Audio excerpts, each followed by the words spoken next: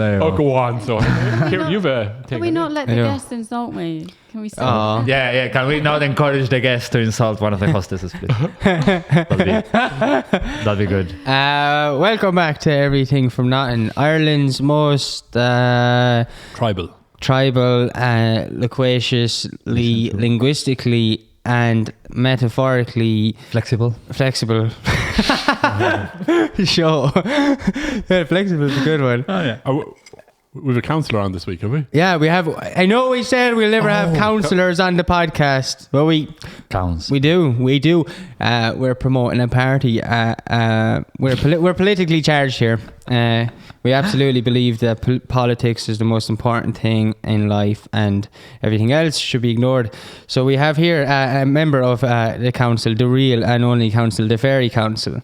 Very much. So your name is San Diego. But you're Santiago. Shit. Santiago. Wait, okay, sorry, my bad. Mix it up quite. I've been called Santiago, Sandy, Sebastian. I actually kept saying it in my head, Santi, and then I just said it wrong just because we're on the podcast, of course. Like it's Sandy, yeah, I was telling them earlier, that brings me lots of jokes around the time of December, especially with regards to coming or not coming. So do we call you Santi? And how often? Yeah. We call you Santi or counsellor? Tell the story. No, counsellor, please. Tell the story about the Irish translation of your name, because I think this is really cool. Oh, Séamus. Yeah, so it turns out Santiago is officially marked as the Spanish version of Séamus, which it's a bit kind of wrong actually, because Santiago would literally be Saint James in any case. So it would be Séamus Nefa or Nefa Séamus, I suppose.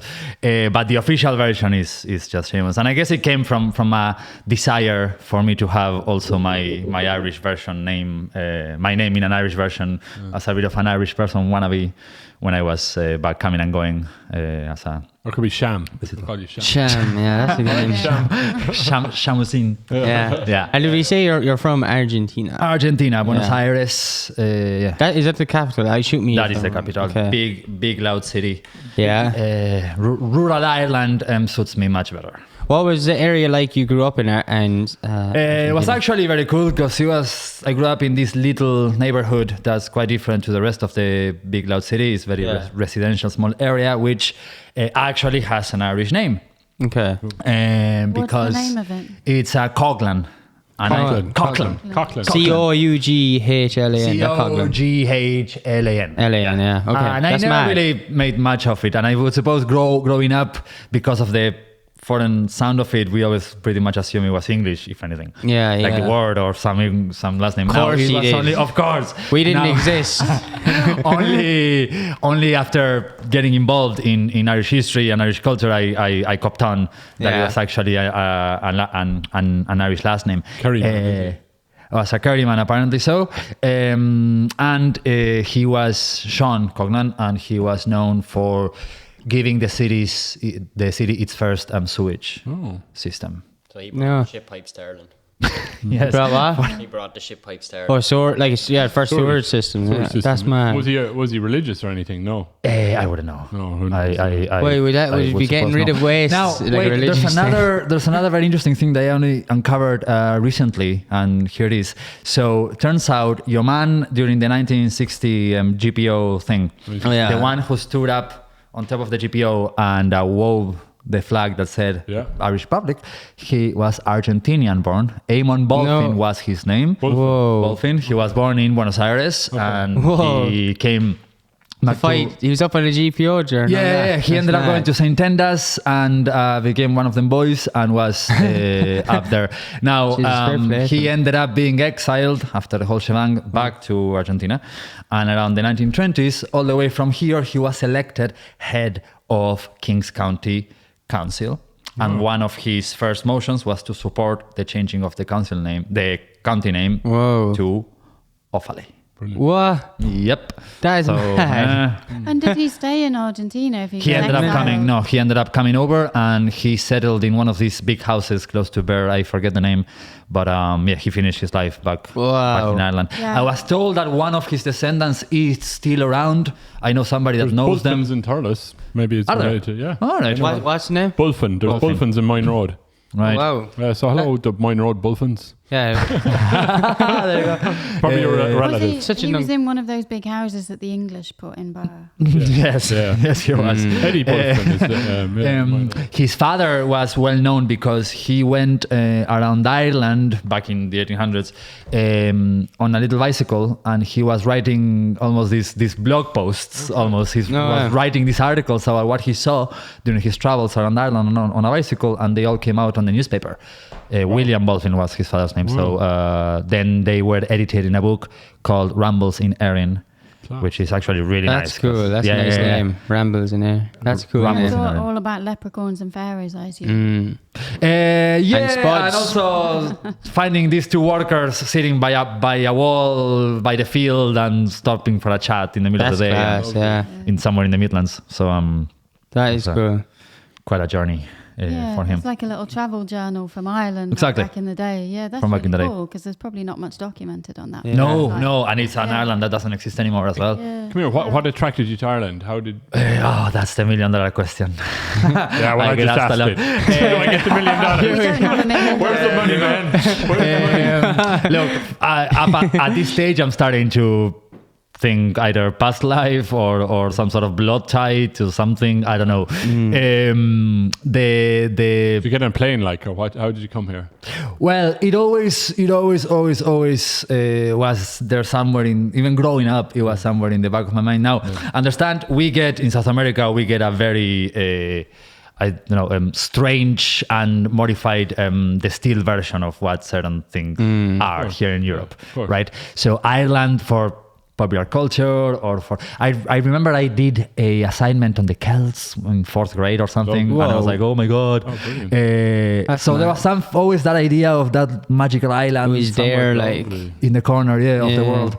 And for me, the year 2008 was a big of a hinge year, because that was the year that I kind of started traveling, and I went and lived in New Zealand for a year, and my mind completely, changed. Where in New Zealand did you live? All around, pretty much. Working holiday workers in New Zealand kind of move seasonally around the country, depending on what's there to do. I spent a bit of time working in New Zealand, fruit picking and traveling and hitching and cycling. And, I was in Wellington for a long time. Then in Paihia, up in the north, and then in a small little town called Te Aroha, which means the love. I was in Hastings, the fruit bowl of New Zealand, picking fruit. And, is that always called the fruit bowl? The fruit bowl of New Zealand. Yeah. Why? And there's a lovely land formation called the Sleeping Giant. Oh, it's just like a giant lying down. It's really cool. You have a good few of those here in Ireland as well. Yeah, I've heard. Is there a sleeping giant in Ireland? There's a good few. Like what? Okay, this is name of. It's just like a geographical structure, like a line of. It looks like the profile of a sleeping giant. It's funny because I always liken like New Zealand is to Australia what Ireland is to the UK for me. Do you know, like in comparability, like if I was in Australia for a while, and you sort of go to New Zealand and get a similar thing that you get from Ireland, like if you're in the UK coming. I lived, especially because I also came to Ireland first with a working holiday visa for 1 year. So before I started to come here more often, I would always see lots of similarities in the way that both islands behaved. Now the difference is that Ireland, as opposed to New Zealand, has thousands and thousands and thousands of years of things happening, recorded more or less. Of course, there was people in New Zealand before the conquest, but then, as far as we know, they did not have a recorded Ireland has history. just some of the oldest recorded history in the world, like than most places. Well, it's interesting though. I've been, in my journey, I have now, in my research, I have come now to a point where I am starting to study the things in which these things were studied. Okay. You know what I mean? Like I am studying the way in which the early Celtic Church started to produce these texts, or the way that they were interpreted later by antiquarians or the Celtic revivalists in the turn of the century.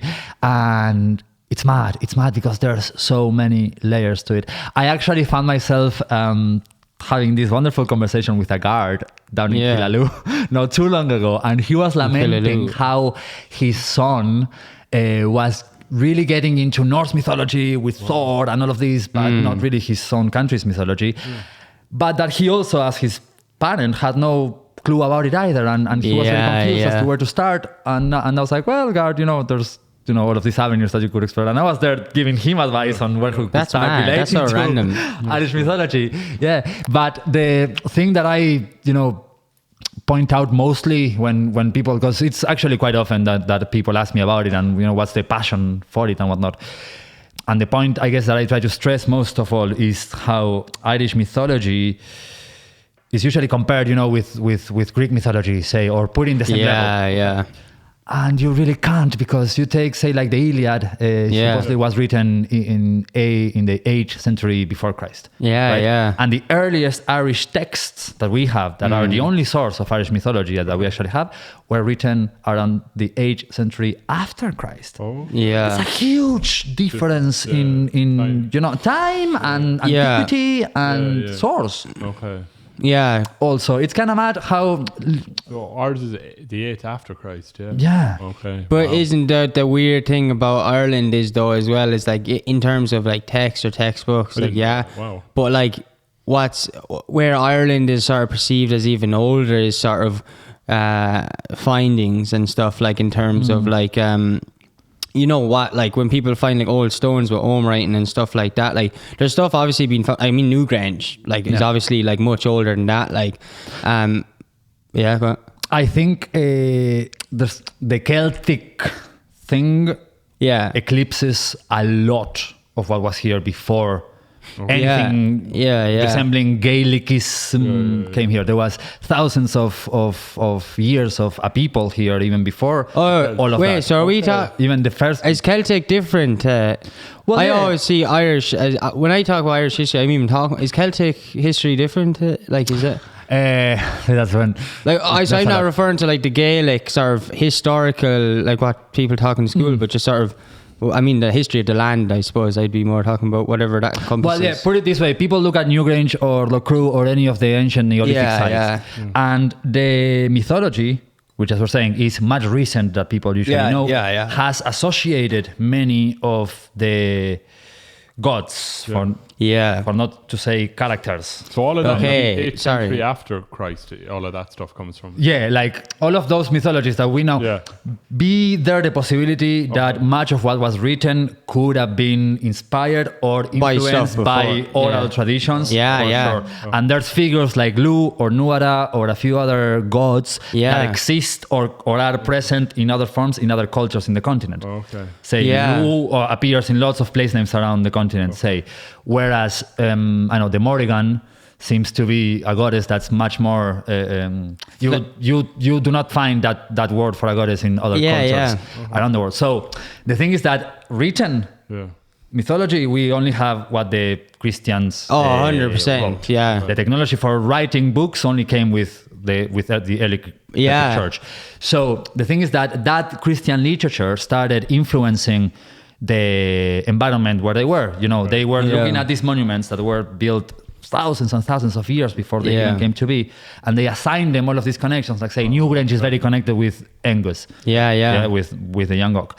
And the people that built Newgrange built it thousands of years before that god was given a name. You know what I mean? So people tend to forget the difference between those things. Doesn't that happen with all religions, though, as well? Like, say, even like...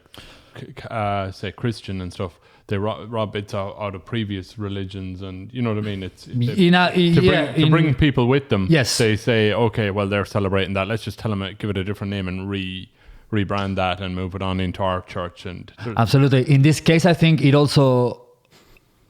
My personal view is that it also added to their own worldview, like the people, the scribes, the Celtic Christian scribes that were composing this text were also stumbling upon these old buildings and going, what the actual hell? They needed a meaning. And what we don't know is what people seem to confuse a lot as well is they confuse mythology with history, they confuse mythology with religion, and there's a lot of going around presuming that because that's what the mythology is, then that's what the Iron Age Gaels believe. Oh, okay. And whether maybe, we don't know.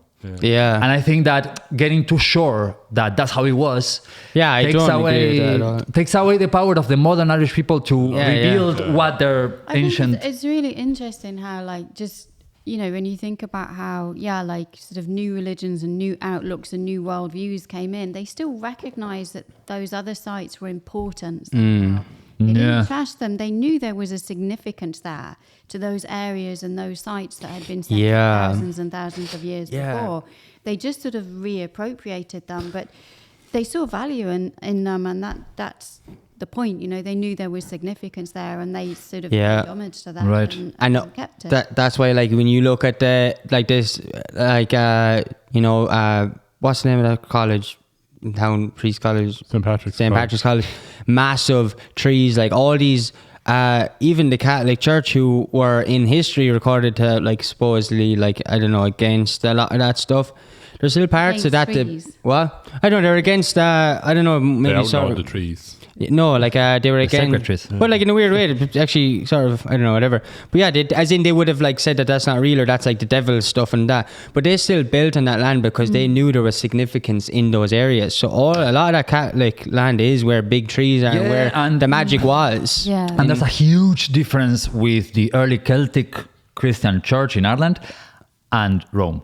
Early 100%. Celtic Christianity was, for what I understand, was pretty awesome. Me too. The Book of Kells, all that shit. Is that what you mean? The appreciation of learning, the appreciation of critical thinking, like going into those monasteries in a healthy way, and like finding themselves, and like it was all good, like in creating art. And I am right now reading a wonderful book that's called.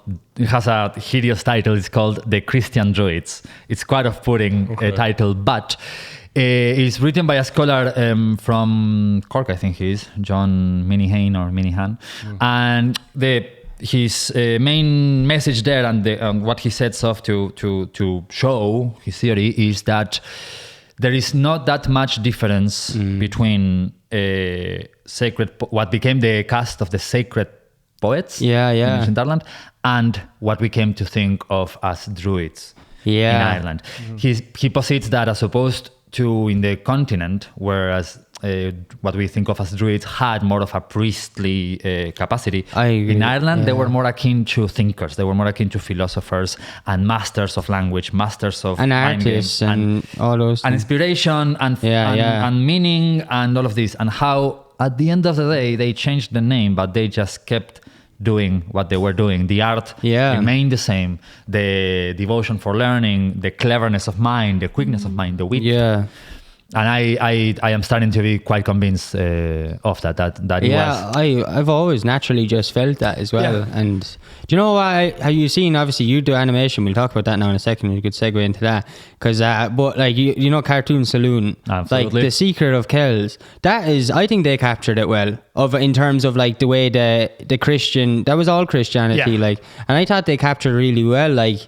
I don't know, they were just good guys. Like, I don't know, all Christianity now has been condemned in Ireland, but at that time, you know, I don't know, I thought they did a really good job. Yeah, it was a complete different scale, and it didn't change significantly until the Normans came over, and with that, you know, the power of the Pope behind it. Yeah. But up until then, they were left pretty much alone to do... Just be good, like, just help part of the community. What about symbols like Sheila and the Gigs and stuff like that? When did they come about? Yesterday. Now, the Sheila and the Gigs they are not my field of expertise by any means, but they are, to me, one of the many examples of the wonderfully... Magic. Like. Sheila and the Gigs are these carvings in stone, these female figures that are sometimes found in churches, in little corners of a church, and they're like this somewhat female, somewhat androgynous figure reaching under her legs and opening the womb, the vulva, basically. And you're like, why is that in the wall of a Christian ruin of a church? You know what I mean? And again, that speaks to me of a much wider understanding of how things were. Then a lingering appreciation / respect for the original creative womb principle, you know, the female appreciation of like fertility and abundance. Fertility, creativity, and all those evolving sort of. And the fact that we don't know what it was back then, you know, like we have very little to go by. That's also another thing that I'm discovering in my research, and that I try to communicate a lot when I talk to people or when I write articles or when I discuss these things. We don't know, and we will never know. We need to come to terms with all that we will never know. But is that not the best part about it? Exactly. It's like, this is how it was in ancient Ireland. It's the best guess. Yeah, you might learn something about it. But is that not why? That's why I love about it. Is like, the different. God forbid there come a day where someone says, all right, I figured it all out, everything, life, I got it all, like, and I'm gonna tell you all. To fuck me, that's that person. magical. I'll shoot him before he even starts talking, like, because that would ruin life. What? Or her. No, because a girl. I don't think a girl would do that because they're too. I think girls are more creative and cool, and they wouldn't actually want to do that. It'd be a guy, obviously, wouldn't it? Be who try and ruin it all. Probably. Yeah, exactly. Hey, for everybody. saved myself. There is something to be said about circumscribing these meanings to fixed. Meaning isn't fixed anyway. It's always changing. By default, it isn't. But the mainstream tends to go. Oh, this is how ancient Irish religion was. We like certainty. We like things to be yes or no. Or but I do like people coming up with theories, so that's cool. Absolutely, and that's the point. Like, is if someone says it all, then we can't think of theories anymore. And they're the fun part. Like, is like I'm of the mind that better than, because especially if you start saying, as we were saying just now, new religions that come, they are built in modern times based on what we think we know about how it was. Yeah, that's when if you don't leave some space for not doubt, but questioning or for creativity even. For remembering. I've come to a place now in my research where books can only, they can only give you so much in trying to understand what this is. And all you are left to do is go to those sites, sit in silence and just listen. Take what you want from them and take what you perceive from, like with artwork, like with music, like with, essays and things like that you read, you take something meaningful for yourself. Yeah. We were talking about that before we actually started. Was like like people are okay with that with music and stuff, because like I was just saying, like I wrote reading the Bible and stuff. I'd never thought I'd be doing that in my life, and like now I'm like fascinated by it and love it and believe in the stories in my own way and what I gain from them. I don't think they're events that happen, whatever. But what I was just really like talking about earlier was like that, like what you're saying about the music and art is like it's and movies and all this stuff. Everyone's completely okay and accepted that everyone can perceive music, art, and movies in different ways. But the one story that people have got in their heads that is like universal is the Bible, and that it has to be perceived as the one way. And that's sort of with a lot of historical stuff, whether actual history or mythology and stuff like that, is people have to take it in a certain way for some reason, where it's like every story is a story, even if the thing that like Saving Private Ryan are real events that happened, but I'm absolutely allowed to take exactly what I want from that to better myself as an individual once it's not harming anyone else that was involved in the history.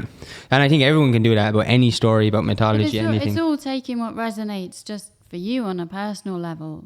Like even like tarot card readings and stuff, like they'll tell you like just take what resonates for you with you, like the general ones. It's symbology, I've been having this conversation a lot with a good few friends. How there's that I think it's a quote by Stanley Kubrick, how the universe by itself really has no meaning. And we have the obligation as conscious beings to supply our own meaning to it. And that's amazing. Some people may find that very discouraging, but I find it that's the queen of everything. That's an opportunity, half glass, half full thing. Like I love that. Like the way that I work in mental health, one of the things that I look at is like situation, event, and experience, which is anything that can happen to you, is neutral. The only thing that gives it any substance or color or vibrancy or meaning is your thought.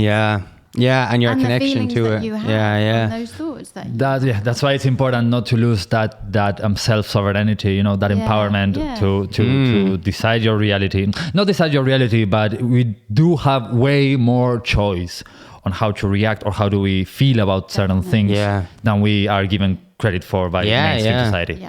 And I think that's a bit on purpose, to have us all kind of feeling like that we don't have that choice. Follow one of these lines. For me, realizing that by nature, I'm a very anxious person. I struggle with anxiety a lot, and with needless worrying.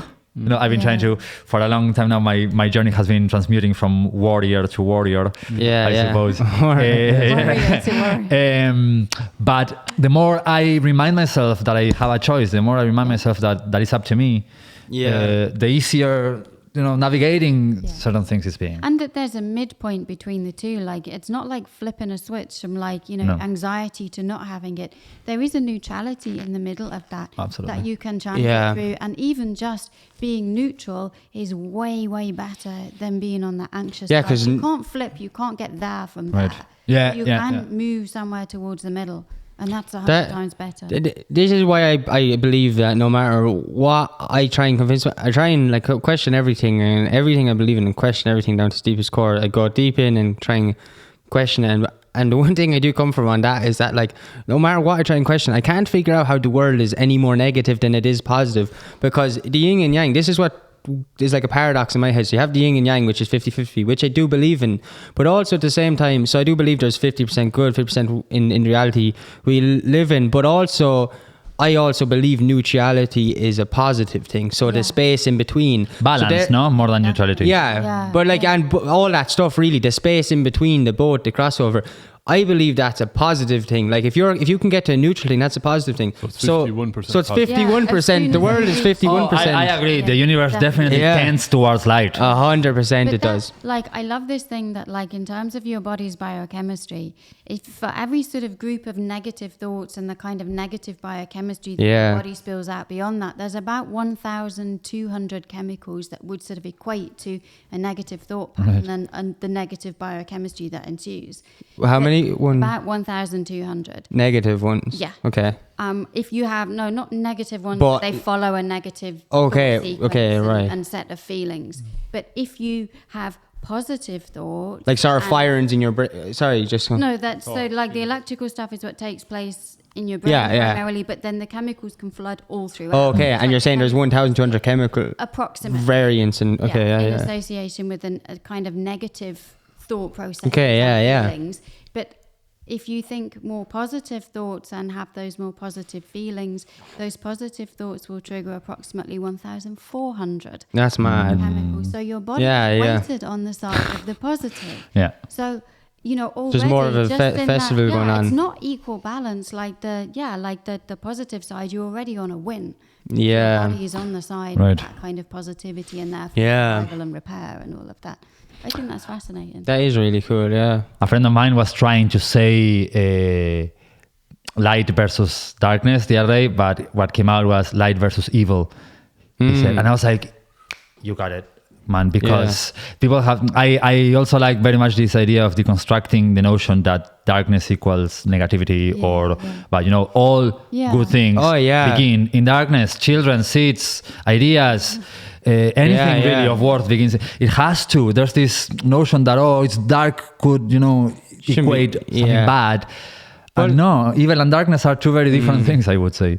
Light is a thing. So light is it's there. Love is there. It's the color white is all is the whole spectrum combined. The color black is the lack of. Darkness isn't it's not there. It's lack of. What happens when there's no light? Yeah, evil is evil. I don't actually think can be committed by, and evil is black is absorbing all light. What? You could say black is absorbing. Well, it depends if you're talking colors in light or you're talking colors in ink. They behave completely different. Yeah. If you put all color lights into the same focus, they will become white. But if you put all the ink colors together, they will become light. The color black, the color black absorbs all light, so you can look at it that way as well. Whereas the color white reflects all light. Yeah.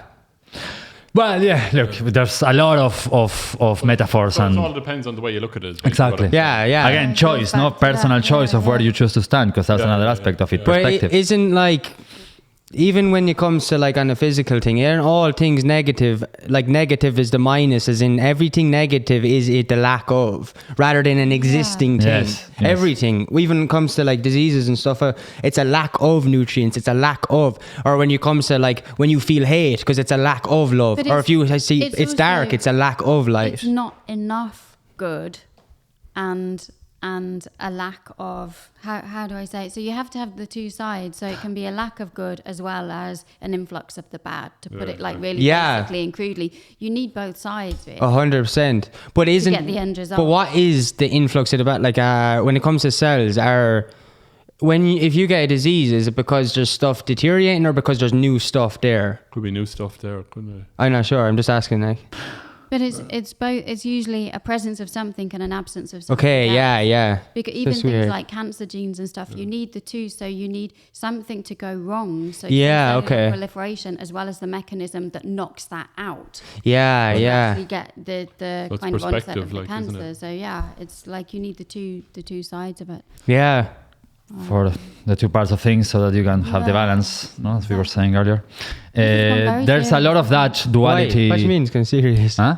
Wait, what? I don't know. I just felt like that was taken on a really deep. Yeah, we went into somebody quickly asked a frivolous question. We'll change up the subject. So you're talking about your experience. We were talking before about your experience being gay in Ireland and how that's what you were saying, that like, what's your perspective on that when you've dealt with I don't know, sort of you've noticed as an outside perspective a sort of you've very clearly noticed a sort of sense of oppression behind it or whatever, or uncomfortability. I don't know what to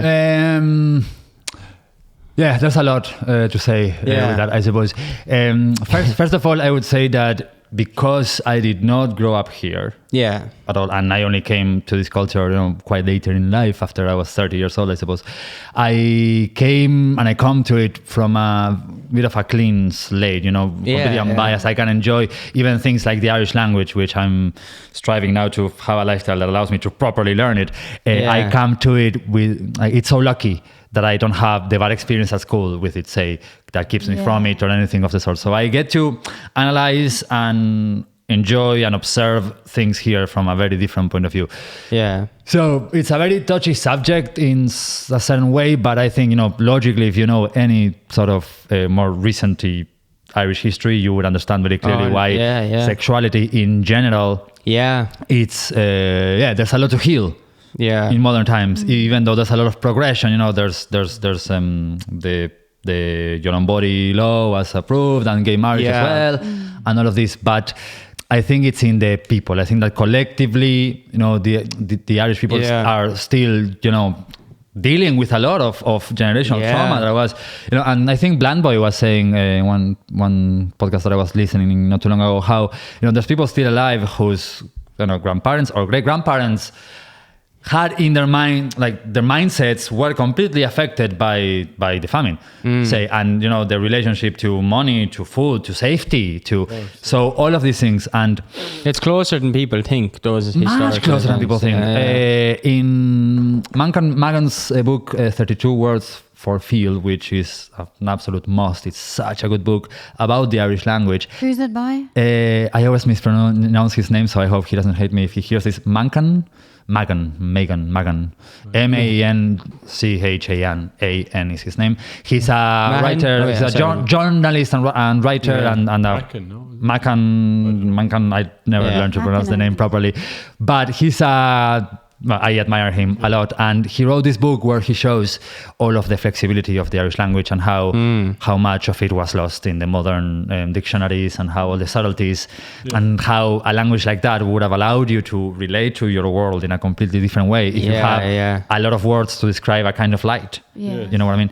So he has a whole chapter there on words relating to sexuality, and how little there are words, for women as opposed to for men, and how even the words for female body parts were kind of dire, though, metaphors. I cannot recall none specifically now, and I don't think that I would repeat one of them if I remember them, but kind of like, not nice, not completely nice meanings. One the other than Mary, isn't it? Did you call your... No, that's... No, that was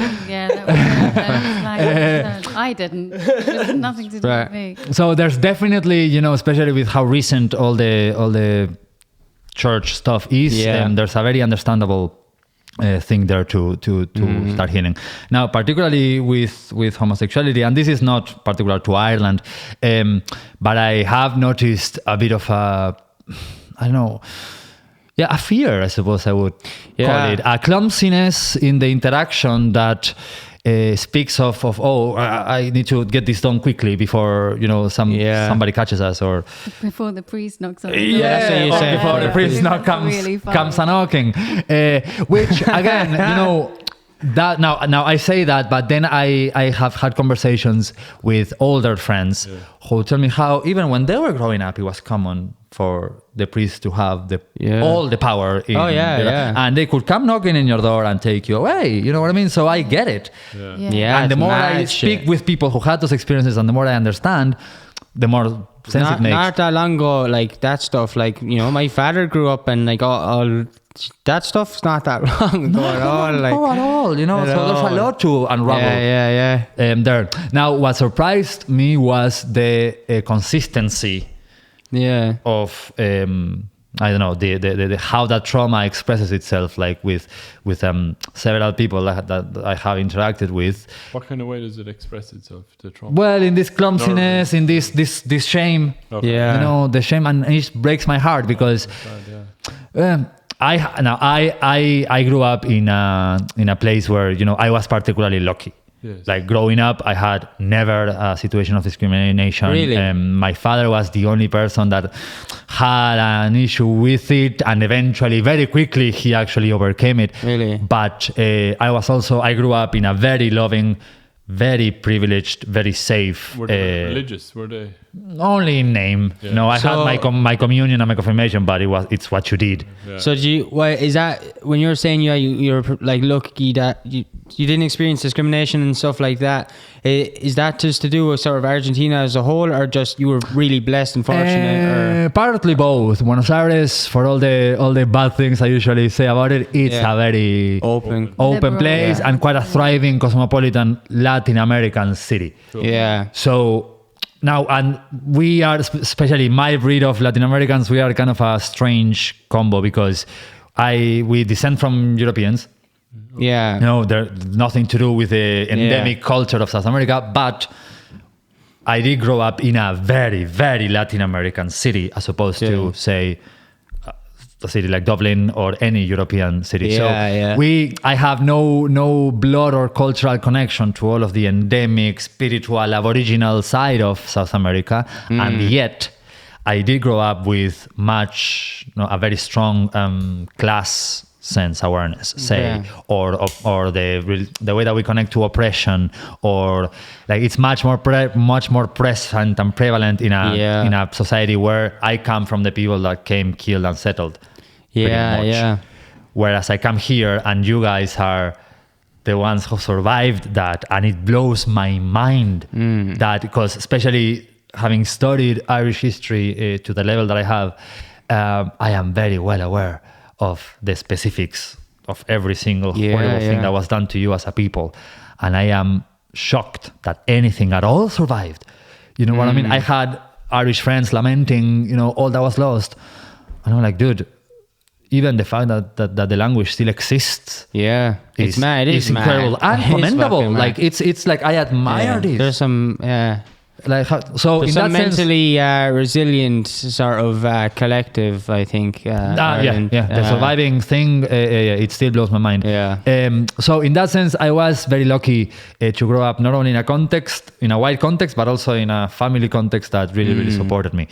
I went to a school that was pretty liberal. I brought my partner from back then to this sort of prom thing we had, and people were like, "Oh, fair play!" So what age is that? I guess that's kind of that like was when I was. That's like the high school, secondary school. Yeah, it was like a pre-prom thing. It wasn't the official prom. It was like something to make money for the. Do you know? I do think it's close. I do. I'm not sure if that's happening now because things have been changing quickly. But Jesus, like that is like, that never probably happened. It could have happened now, but when I was in school, or me, you know, like any time before that definitely just didn't happen. Or maybe. Well, that's the thing, or you know, it's mad. People would do that shit as a joke, or bring one of the lads as a joke, as if like, you know, like that kind of weird shit as well, like, which is way worse. Like, it's like, why? How is that a joke? Like, exactly. It's like, it doesn't really help anything. It's to me, it's the fact that I have noticed that there's certainly some sort of support needed, especially for the homosexual community in any color, shape, or form that it takes. I cannot keep track with the LGBTQ, even though I guess it's my community. I celebrate strongly all of these different denominations that we have nowadays. I think they're needed, but only as a stepping stone. Eventually, we will all go back to the D of diverse. Man. You know, we will all kind of, you know. all of these names I think are They're needed good, like, because they weren't before. But one day, a lot of in Ireland is because did you have boys only schools in Argentina? Or very few. No, it'd be the old ones out that Us too in have the that. UK. There's hardly any like Right. that. You know, it's all. But I'm interested in ancient Ireland. That wasn't an issue. Sexuality wasn't such Yeah. No, for what you why can did understand. it become an issue is what I'm interested in. I think is boys only school because like. But even that's back part of then, it, but these schools and before stuff, they that, weren't no. boys only either, were they? I don't know. Well, I think it definitely changed with the coming not only of the Roman aspect of the mainstream religion, but also the Tudor conquest. Yeah. That's when people usually have this. There's this narrative going around of the 700 or the 800 years of conflict. Yeah. And again, to me.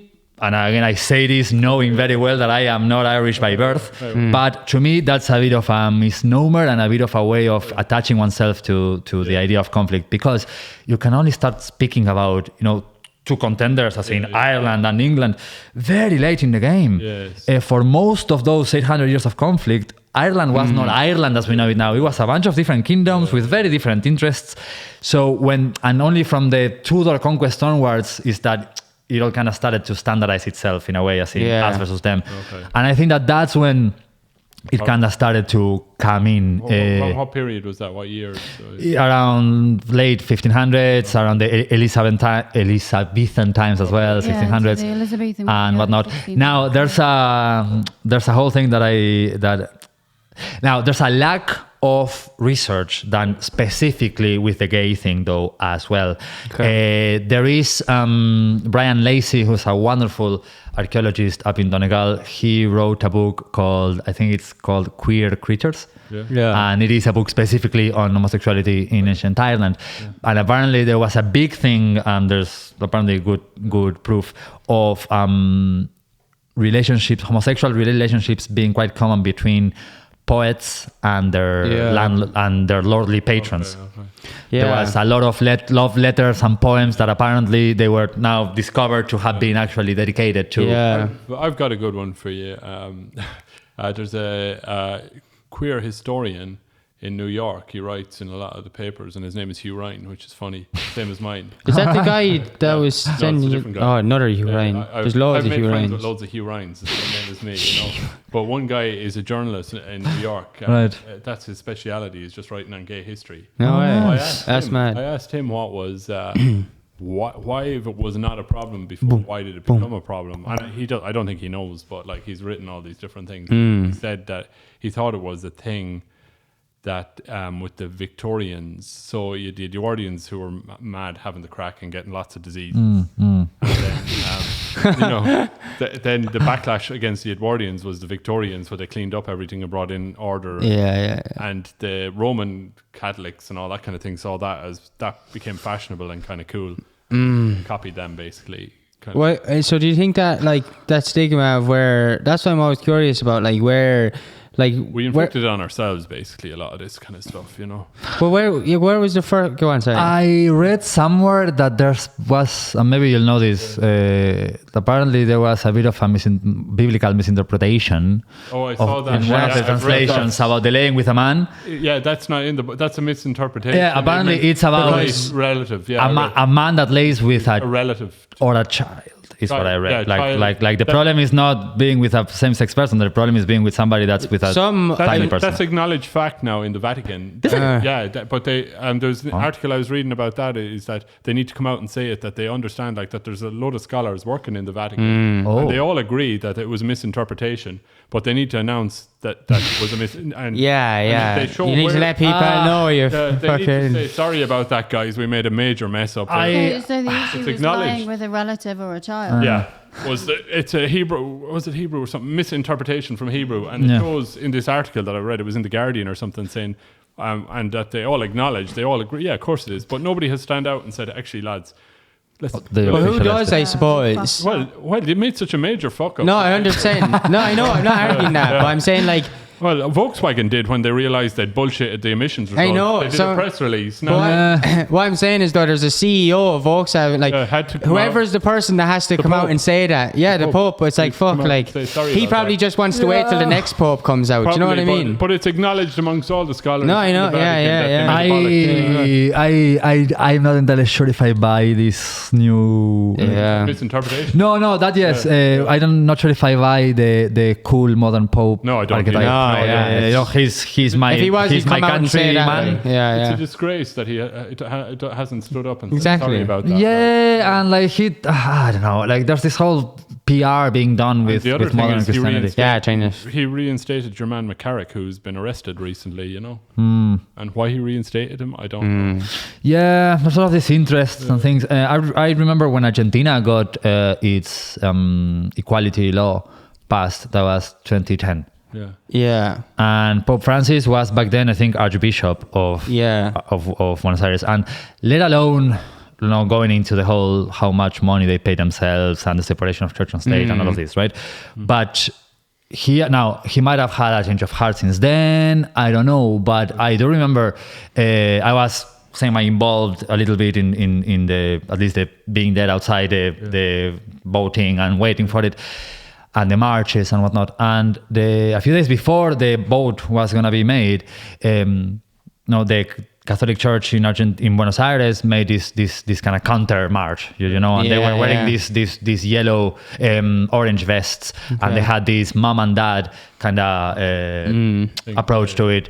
And there was this whole shebang done with Catholic schools and all of this coercion to get people to attend the counter march and all of these really, kind of nasty, not nice strategies against it. So I don't know. I remember those things, and I see now how there's sort of this idea of them giving this new age kind of feeling that I don't entirely buy. Now I may be wrong. Can I ask you a question? Please. Why, okay, this is for everyone here or whatever. I just wonder why or where the first talk came from, because it sounds like in history, sort of the natives, the Celts, everything was kind of okay, sleep where you want. But like where, at some stage, the first talk came into some guy's head, some man's head that made him uncomfortable with the idea of either him sleeping with another man or a man sleeping with another man sleeping with another man. Why would that thought, do you think, have evolved in that person's head the very first time? There's an author I really like who wrote a wonderful book called Sapiens, A Brief History of Humankind. Okay. Oh, yeah. You know it? Yeah. He's a gay journalist from Israel, I think.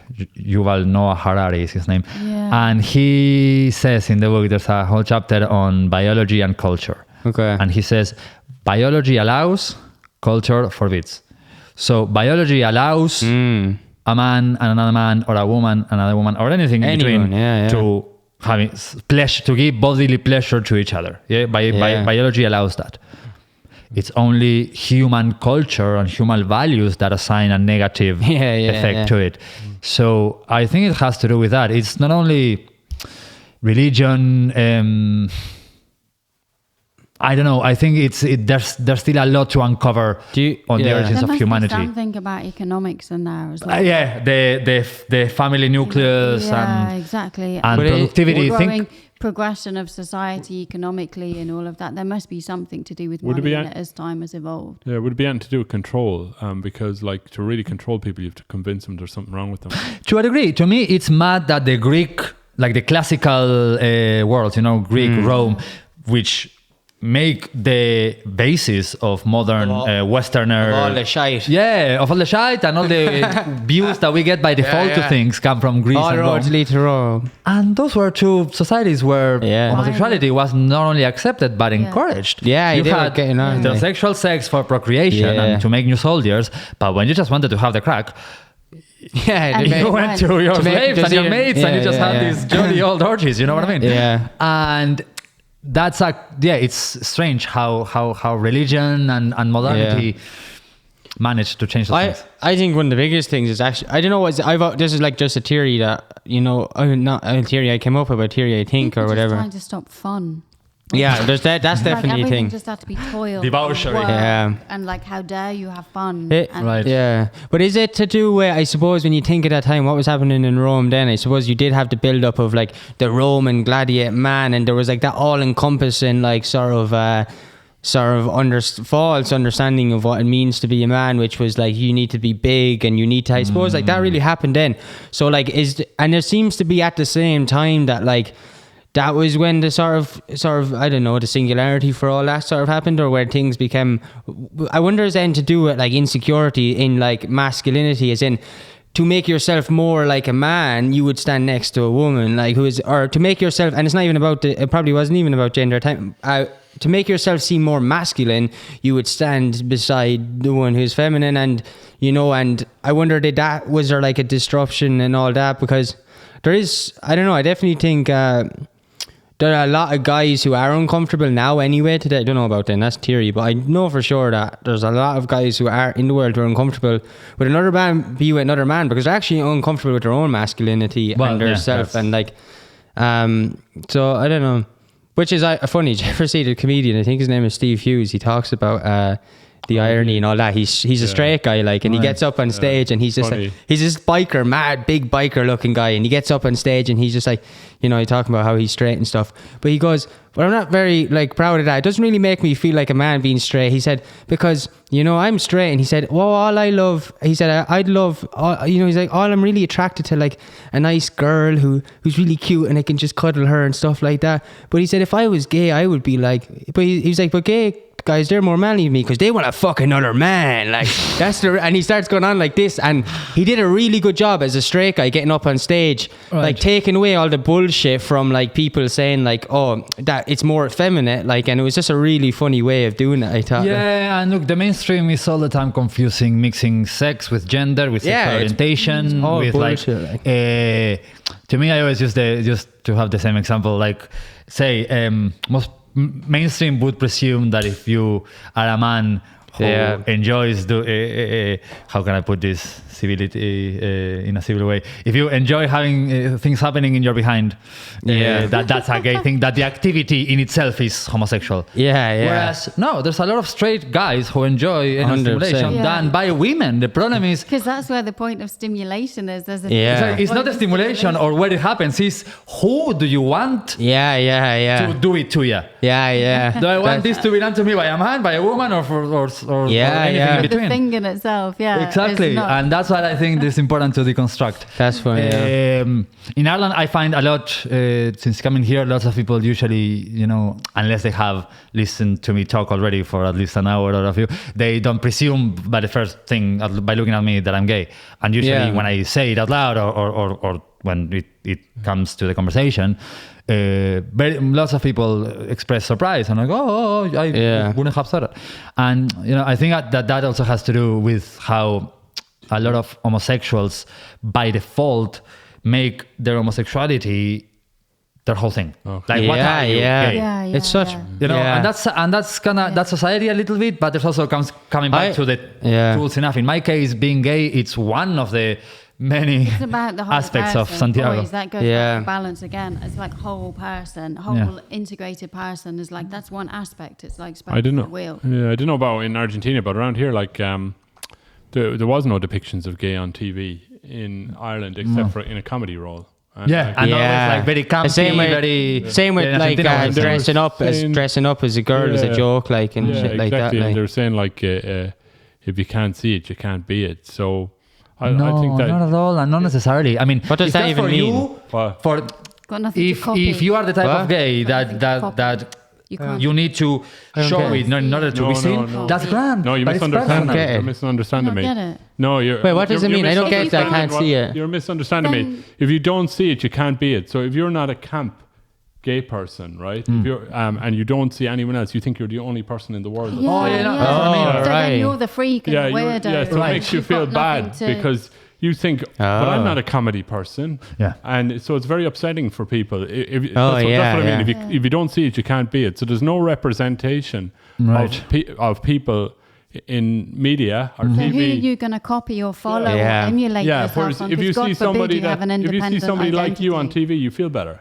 Right, it's a person like any other, only that amongst them any other things is also gay. Exactly. Doesn't need to be this rainbow explosion. Like that young person grown up, they don't want to be a comedy character. Exactly. Yeah. I think that's slowly starting to change. Oh, it's definitely changing, but it was very late. In like I kind of look at RT. It's supposed to be public service broadcast, and they're like years and years behind. That's like if you freakify something. Freakify, exactly.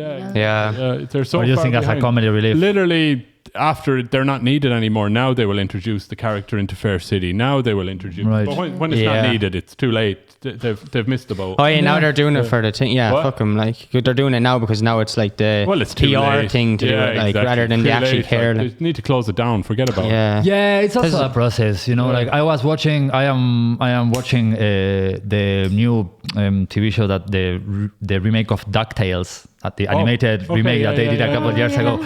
It's brilliant. Oh my god, it's so good, fun. Like it's such clever humor. I was not expecting that, and I was quite shocked the other day because there's a new character. There's a child that's friends with Huey, Louie, and the third one, and she's a girl, and she wins this competition in this episode, and her parents are there in the crowd, and it's two men. And they both have a T-shirt that says "I'm with Dad" and an arrow to them. Now they don't have any words in the episode or anything, but the fact that they're there is huge. It's really good. It's and then there was in the social medias there was all of this kind of bad backlash as well. Like that's not enough. Like I know it's not enough, but really, the fact that Disney is condoning this is pretty cool. It is, and that's why I kind of think that about people say like right. I'll give you an example. It's like people give out about YouTubers giving homeless people money and changing their lives because they're just doing it on the video, and they'll comment saying, oh, you're only doing this for the video. Yeah, they are. But like, guess what? This homeless person has a fucking house now. So if you actually care about the homeless person, then just leave it at that. Let's shut the fuck up. And so it is kind of the same as like, I suppose it is really shit that McDonald's are changing their thing to rainbow just because it's PR. But at the same time, it is making people it's making people feel normal. And I did think like what you're saying. I saw the rainbow on the police car around town lately, and I thought it was pretty cool. I saw that. Oh, Portlaoise Prison had Pride. That was the maddest one I see. I remember we passed that. They put the Portlaoise Prison, like when the rough is just look, the place is like mental looking, and then I just had 3 pride flags up there. Well, see, that's mad. Like I noticed it with the Pride broad. I think it's in As Huelga that you say Pride campaign that Unpost was doing. That you could buy the rainbow. And you think about it, and it's crazy because, like, again, you are aware of Ireland's history regarding all that. But in very little time, we've come to a point where the post office does something like this, and the police, and whatnot, in a tiny space of time. That's cool. But you also have, but I wonder though, is it though, because at the same time you have your suicide rates and you have all of this lack of support. For gay people. So it's like. I know. Like it's all kind of image. It may give the impression that the fight is done. It's not. Then that's that 100%. That's the danger that I see with it. It's nearly like it's like now you're just pretending like you've done your part. Like whereas the flag. That's right. So that's the negative about all that. Like doing it just for PR is because now you're saying you've done your part, but and now almost like it's oversimplifying it. Exactly. That this thing is there, and we love a good. And we just celebrate it, and that's maybe not enough. I think it's kind of like that virtue trap of signing a petition, and I've done it. Me and Hermione Granger, we have it covered. Don't worry, we will fix things just by saying. And like, whereas the gathering of signatures is good, there is a bit of a danger there that people will think that's all that's needed. 100%, I agree with that. So it's all a matter of every situation, I suppose. It's always as it comes. Myself, what I was trying to say before is that I have noticed this this phenomena with homosexuality in Ireland. I am yet to, come to an idea or a text or a technique or something like what could help. You know what I mean? There's no solution around it. Well, there's a lot of men's circles and men's retreats starting they're to cool seeing show up. them. And I'm starting to think maybe it's not just homosexuality. Maybe it's what we need to look at is even deeper. think it's masculinity. Exactly. Maybe what we need to. But even to me, that whole thing of like men's things and women's things, I understand that there's like, you know, people need a level of safety and security in how they express themselves. But even those things start to bother me a little bit. Like, you know, why are we still sort of dividing men's circles and women's circles? Yeah. I guess because, at least from my point of view, I believe in equality, in civil equality, of course. I don't presume everybody here does. But we cannot deny that the experience of being human does change quite a lot, depending, especially in the societies that we have nowadays today, whereas I still, for being a man, even being a minority, even being a gay man, I still get a lot of advantages that many women won't, and let alone trans people and their rights and whatnot. So I hear you and I agree, but I also think that it's, again, a matter of balance. No, let's not just have separate circles now and forever. Communication needs to go on between let's have all of them. Let's have the men, let's have the women, and my friend says, let's have the blue tents, let's have the red tents, but by God, let's have the purple tents as well, because without the purple tents, none of it means anything. I agree with that. Exactly. Everyone's it's almost like you're just continuing on two separate trajectories. Yeah. You know, and it doesn't really, those two different trajectories are solving, but it does. I've been hanging out a lot, especially with the Fairy Council work. I've been hanging out with a lot of powerful goddesses. Wow. Women that you go like, whoa, okay, now. Tell us about the Fairy Council, The Fairy Council it's a whole thing. It's basically a hub that came up, created by many men, dreamed by many minds, and as we were saying before we started recording, I suppose, this idea of co-creation and collaboration and collective. Basically, it's a bit of a hub for projects that are grassroots projects that are already self-motivated and going ahead with anything that has to do with the proper caretaking of either Irish landscape, the land itself, or culture, heritage. Brilliant. So this came, it was a good few years in the making, and the people that are now running it by no means are the only ones to be given credit for at all. But it was a bit of a product from the first lockdown that we went in. Me and a couple other friends that were already kind of holding these threads found ourselves in Loughcrew in County Meath, spending the first lockdown over a year ago now.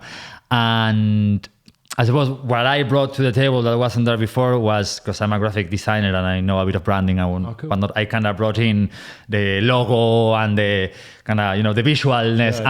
There's something to be said about branding in that way. Having a logo, having a visual identity, and this. That's why yours stood out, because there's a lot of, and it's a really hard thing, because it's very rare to get someone with the skills and stuff. Like the reason I learned it as well is because I knew how important that was early on. Is even if you're doing something, I think a lot of time in the sort of more spiritual or whatever the thing is, something different, a lot of time people who set up those things don't necessarily have that same foresight in more of the material world. I don't know how to say, for lack of better words, but like the world of what is, I suppose, at the moment. And that's why I definitely noticed about your thing is it's like, it's like you need that shit. If you want people to connect to it and take it serious, it's just like people need something to connect to. Well, and it's not new. It's symbols, it's flags, it's standards in battle. It's people having following this way at all. So with the Fairy Council, pretty much the ethos, can be boiled down pretty much to, if you are a good person doing good work in this good land, good, we want to hear about it. We are trying to stay away from self-serving behavior. We're trying, we're human, we mess up, but we're trying to keep egos away as much as we can, and we're trying to let the land be the priority. And understanding that there's that's a tricky one for me, because I actually do have a big ego, but the land is still my priority. You know what I mean? That is it. Well, there's balance. There's always balance that can be found. Do you fix potholes at the Fairy Council? Say again? The Fairy Council. Do you fix potholes at the Fairy Council? Holes no, I'm sure that your local county council could be contacted. I'm sure that they won't. They don't do it either, man. Can you fix Kieran's ego? Yeah, man. Fill that shit in. It's an empty void. Well, I think you need a big ego to create something. Yeah, like you this. do. So, You do. But I do know what you're saying. I was only joking. Right. Yeah. So, so far the feedback is being amazing. We are learning all the time. We are following no map, no preset map. We're trying to let both the mythology and the land. It's like the real council, yeah. Exactly. Yeah. But this is how the council should be. Like, do you know, well, when Croagh actually started, I used to make jokes about Croagh becoming the actual town council, like, in terms of like just a bunch of people who are going doing things without like who are just fixing expenses. the town. Yeah. Like, No expenses. yeah. Now, I am not gonna. I'm choosing not to tell the story of how the name came to be. Oh, because do. Oh, yeah, it came. It came through my sister Sarah, whom with I'm working on it too. She tells it much. So that's why we're going to wait till the two of them are on to talk, and we'll talk 100% about the Fairy Council. But it's a very fun story. I think go on anyway. No. Well, I think we're fairly close to time. So. We're ready. Jesus. Yeah, time flies. we're actually past the average time, but it's good because it was a good conversation. Wow. How is it your first time in Thurles? In Thurles, yes. I only seen the train station now and Matthew Avenue. Do you think this is like the center of the universe, or is that just my ego? Or is it... Just by saying those junctions without street lights and without signs, I thought, a place this chaotic can only be. This is the center. Was the center of the universe? Yeah, there's some mad facts here. Was it? Yeah. No, like this is weird shit. Weird shit. Right? Historically weird shit. My dad told me that it was the center of the universe. When did I? If I can find my notes. So the center of the world, but the world, the universe, center of the island. I wrote it down, but now I've lost it. Can I just ask the Fairy Council, like how does it function in terms of like, do you have sort of meetings and like how do you guys come together? Well, that is still forming itself in the sense that all that we've done so far has been pretty much held by me and Sarah in terms of like out there in the field. We have had, countless and priceless help from so many beautiful souls that have, but pragmatically, it's been just me and her. So in that sense, because we balance each other very, very well, me and her. So we have a beautiful way of, she will dream big and she will go up, and I am a much more down to earth person. So we will find always midway. Yeah, you're like that. They're like that for me. They're like each version of you for me because I'm delusional. And you kind of need that. You know what I mean? Now the people that we endorse and the projects that we do bring onto the website, we have in a sort of a way purposefully have kept the criteria loose in the sense that because we want this to be a bit of a we don't just want everybody in it. We want to have people that we feel would be. They give me a good feeling that I would like to sit next to them around the fire. Yeah, like that. That's a good way. That's a good metric. Actually, give me a nice. That's a good metric. Oh my god. That's really good. Like a shared energy, a shared wavelength. Absolutely. When we started, we were kind of like, kind of going ahead and all of these cool projects. We want to have everybody in there. Yeah. And as we started doing it, we started bringing it in back a bit and go, wait a minute, I want to sit in the presence of these people first. I want to know them. I want to share a moment like this. I know we didn't have that, let's say, like with you, but I have been watching your stuff for over a year. I knew what you stand for when we started talking about having you guys on. You know what I mean? And now I'm here. Yeah. So it's I think that's mostly keeping that human thing, because and I was talking with Kieran about it before. At least for me in my journey with Ireland, what I'm trying to understand is the lack of unity. Why was King Brian the only one that very briefly, and as far as we know, was able to unite the Irishmen for a cause? Why that hasn't happened before, and how can we? There's so much fragmentation here. Even just like I work in medicine, but like I'm trying to work with whole health and wellness. So it's like sort of by whatever means, really. And like, why can't all of those things, like acupuncture and, massage and things like that, they're all part of health and wellness. Come together. But trying to work with all of those other things as a medical doctor in Ireland, oh my God, it is. There is just that divide and just that, fragmentation. So it's like, man, it's like, because we're so, like, Croagh is like all about, it's always been about unifying, like, you know, in the same way that you're trying to unify, like, so like this is an example of why things are unified, because we can do it two ways. We can either unify the country together, or we could see who unifies the country first. Do you know what I mean? Like, fight it out. Yeah. And that's what happens. That's why we called you here. Yeah. we want to fight about this. But that's what happens. So no, to me, it's the complete opposite. To me, the more groups and associations there are calling for unity, because that's the thing, though. It's not anybody's one dream, though. It's everyone saying the same shit, man. Of us are dreaming of this, and the more that we are going forward, that's what's so bizarre. Like having these conversations with other humans that all of us, like, we've had in our heads on our own, and now it's like something mad is happening in the world for the better, that we're having, like, these conversations are happening on a daily basis now. Absolutely. And they fucking weren't when I was younger, and they just kind of over jealousy as well, because everyone has that same I used wanting to do good, and then when you see other people doing what you want to do, and you're like, oh fuck, I want to do it all, I want to fix the world. That's why it's the importance to let land be the one priority. that marks the one that marks the house, the winds and the rhythms and the timings and everything else. Because that dissolves any ego. You know, that's like that. The land is greater than the land won't lie to you. You know what I mean? Survive, not in the human way, I suppose. I think I feel like I need to have the ego to help make some of that happen. But I did have the realization of how that was. That realization that someday, like, this body is going to turn to the ground into this land.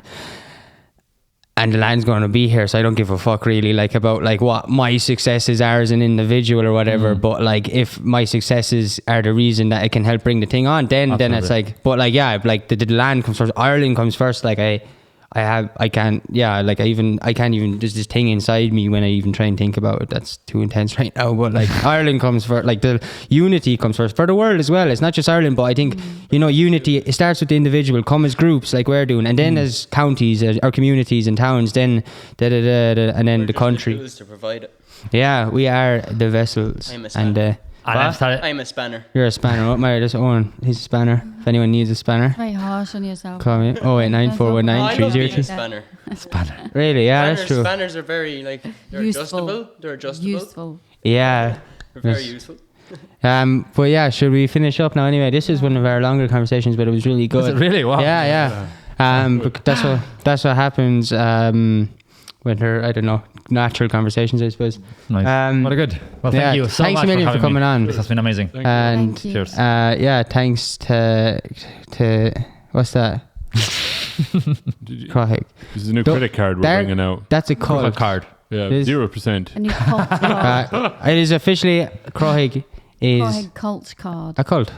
Yeah, it doesn't. But Wow, you'll be in trouble for that later. the Crohic gods are going to come down. Come on, give out. What?